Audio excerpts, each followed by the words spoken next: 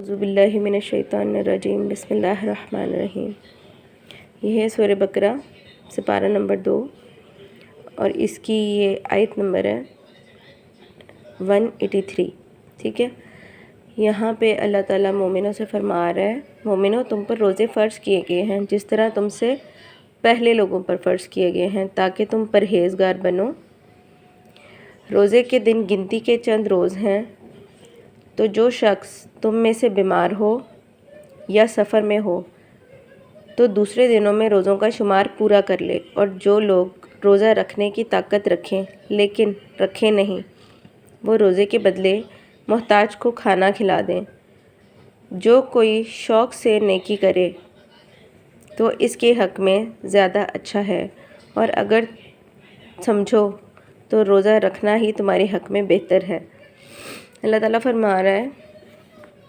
اس آیت میں فرما رہے ہیں اللہ تعالیٰ، یہ اوپر والی آیت جو ہے جو 183 آیت ہے اس کے اندر آپ کو بتا رہے ہیں اللہ تعالیٰ کہ آپ کے اوپر مومنوں روزے فرض کیے گئے ہیں تاکہ تم پرہیزگار بنو۔ ٹھیک ہے، پرہیزگاری میں آپ کا ہر چیز آتی ہے کہ آپ نے کسی کو تکلیف نہیں دینی، کسی کو تنگ نہیں کرنا،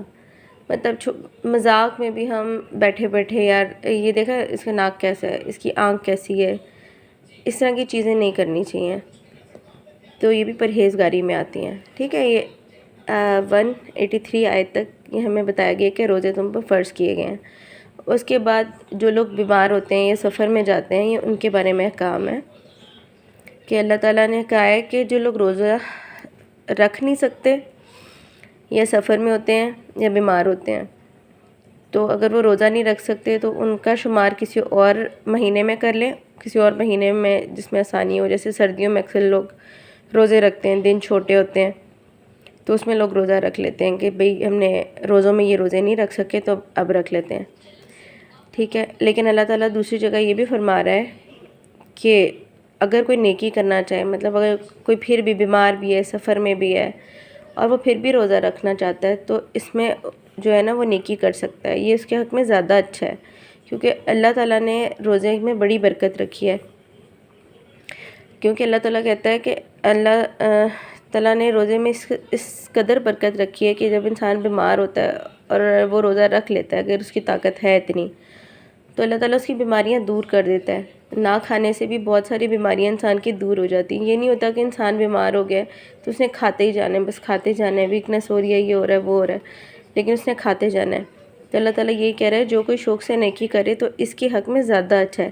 اگر سمجھو تو روزہ رکھنا ہی تمہارے حق میں بہتر ہے۔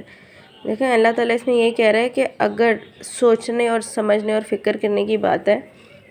کہ اگر روزہ ہی رکھ لیں ہم تو وہ زیادہ حق میں ہمارے بہتر ہوگا، بجائے اس کے کہ ہم روزہ چھوڑ دیں۔ ٹھیک ہے، روزوں کا مہینہ رمضان کا مہینہ ہے۔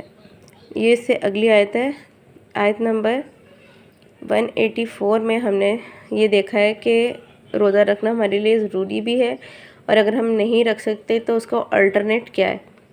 ٹھیک ہے، اس کا اگلی آیت ہے 185۔ روزوں کا مہینہ رمضان کا مہینہ ہے جس میں قرآن نازل ہوا جو لوگوں کا رہنما ہے، یعنی کہ قرآن نازل ہوا تھا نا رمضان میں، اس کے بارے میں بتا رہے ہیں، اور جس میں ہدایت کی کھلی نشانیاں ہیں، یعنی کہ اللہ تعالیٰ نے کھلی نشانیاں عطا فرمائی ہیں ہمیں قرآن پاک میں جو ہمیں سیکھنی چاہیے۔ ایک ایک لائن، ایک ایک لفظ ہمارے لیے ہدایت کا سرچشمہ ہے،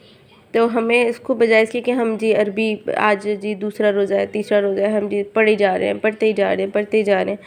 آج یہ قرآن ختم ہو گیا، آج یہ سپارہ ختم ہو گیا، تو ہمیں یہ دیکھنا چاہیے کہ ہم اس کی ایک ایک لائن اور ایک ایک لفظ کو اچھے طریقے سے پڑھیں،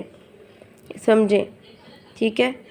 جو حق کو الگ الگ کرنے والا ہے، اور جو کوئی تم میں سے اس مہینے میں موجود ہو۔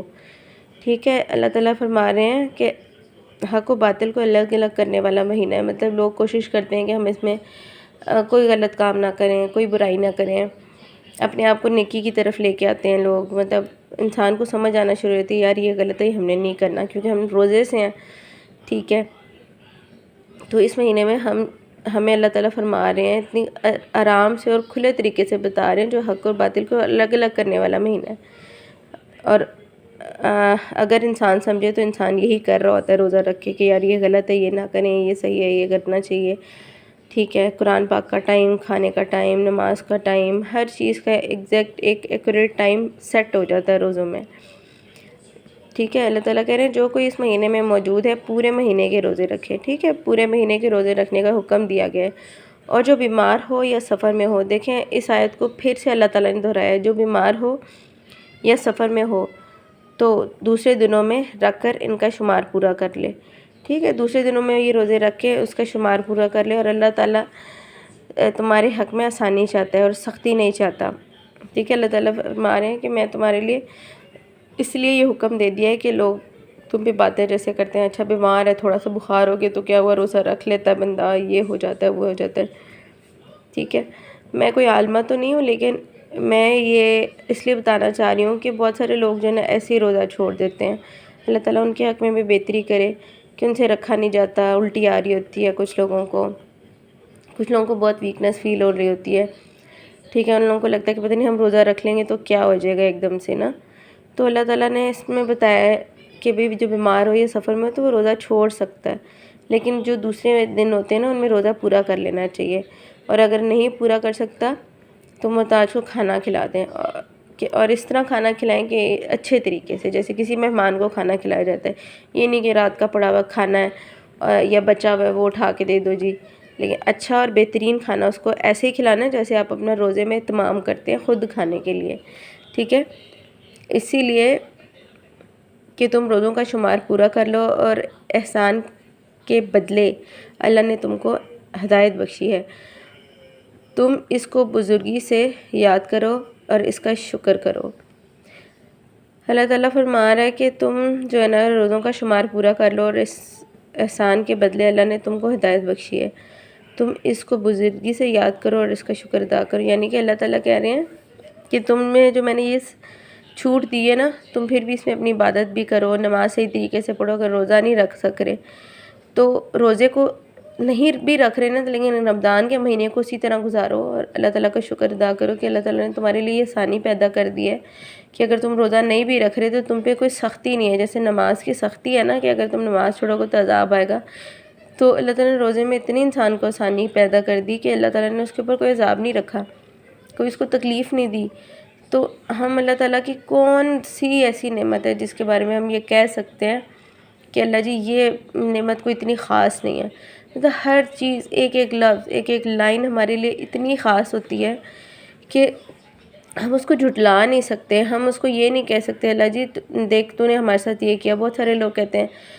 ہاں اللہ تعالیٰ تو نے ہمیں یہ دیا، یہ نہیں دیا، یہ نہیں دیا، ہم کب سے تجھ سے مانگ رہے ہیں، ہمیں دے دے، ہمیں دے دے۔ اللہ تعالیٰ کو مانگنا بہت پسند ہے، لیکن اللہ تعالیٰ کو ناشکری بھی بہت بری لگتی ہے، انسان کو ناشکری کسی حالت میں بھی نہیں کرنی چاہیے، کیونکہ اللہ تعالیٰ کہتا ہے میرے ہر حال میں شکر ادا کرو، میں تمہیں جیسا رکھ رہا ہوں تم ویسے رہو۔ ہاں اللہ تعالیٰ کو مانگنا بہت پسند ہے، اللہ تعالیٰ کہتا ہے تم مجھ سے مانگو، رو کے مانگو، میرے سے دل لگا کے مانگو کہ اللہ جی مجھے دے دے، مجھے دے دے، لیکن شکوہ نہ کرو اللہ جی تو نے مجھے یہ نہیں دیا، تو نے مجھے یہ نہیں دیا۔ بہت سارے لوگ کھاتے پیتے اٹھتے بیٹھتے جاگتے اللہ تعالیٰ کی ناشکری کرتے رہتے ہیں، اور ناشکری میں یہ بھی آتا ہے کہ صبح اٹھ رہے ہیں صحیح طریقے سے اٹھ رہے ہیں، شام کو اچھے طریقے سے سو رہے ہیں، چل رہے ہیں، پھر رہے ہیں، 3 وقت کا کھانا بھی کھا رہے ہیں،